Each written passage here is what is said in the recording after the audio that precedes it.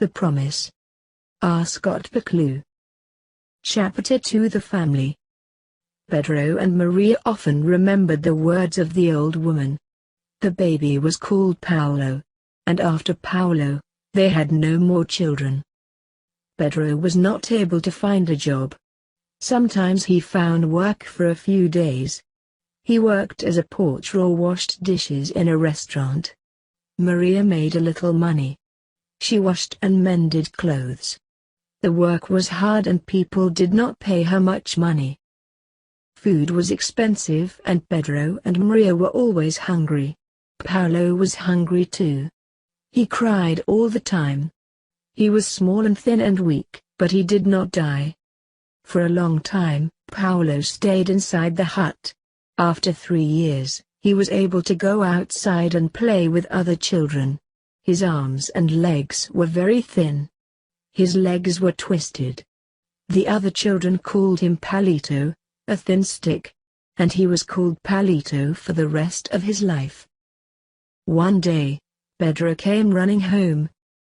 "Maria, Maria," he shouted. "I've got a job." "A job?" asked Maria. "Where?" "With the bus company," replied Pedro. "I'm going to be a bus driver. Now we shall have enough money for food." Pedro worked 12 hours a day as a bus driver. The wages were not good, but he was happy. He was paid his wages every month and every paid day he came home with a large parcel of food.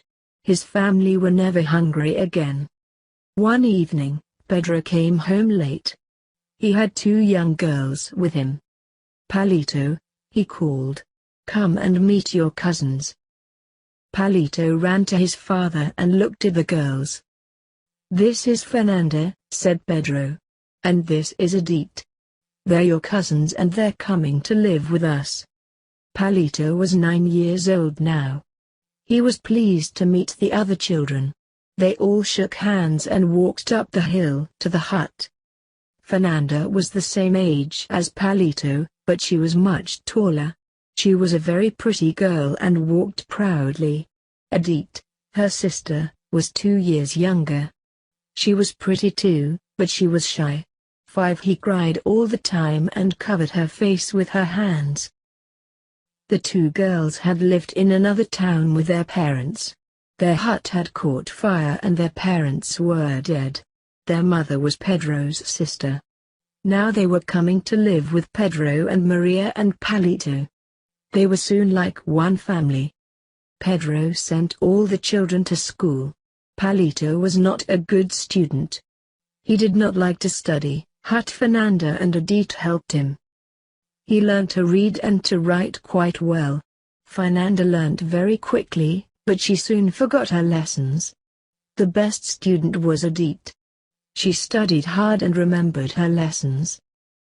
Every day after school, Palito played football with the other boys. They usually played football for an hour. After that, they swam in the sea and rested in the sunshine. Then they played football again until dark.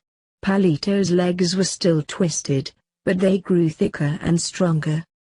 Palito enjoyed these games. At first, the other boys knocked him over. But slowly he became more skillful. He learned to turn quickly and carry the ball past the other boys. People often stopped and watched him playing.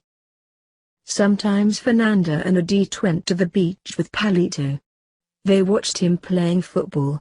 But usually the 2 girls had to stay with Maria. Pedro had bought an old sewing machine and Maria made clothes for rich ladies in the town. Edith helped her and became very good at sewing. But Fernanda did not like sewing and she was very careless. Fernanda took the clothes to the houses of rich people. Because she was very pretty, people gave her more work. She took the work back to Maria and Edith. They were always busy. Pedro was now a happy man. He was still poor, but he had work and his family had enough to eat. Palito grew bigger and the neighbors began to talk about him. "Look at Palito," they said. "He's a man now. Why isn't he working?" Pedro smiled, but he did not reply. He went to the beach every Sunday and watched his son playing football. "You know, Maria," he said to his wife one Sunday evening, "I've been watching Palito carefully. He's really good. He's going to be a footballer."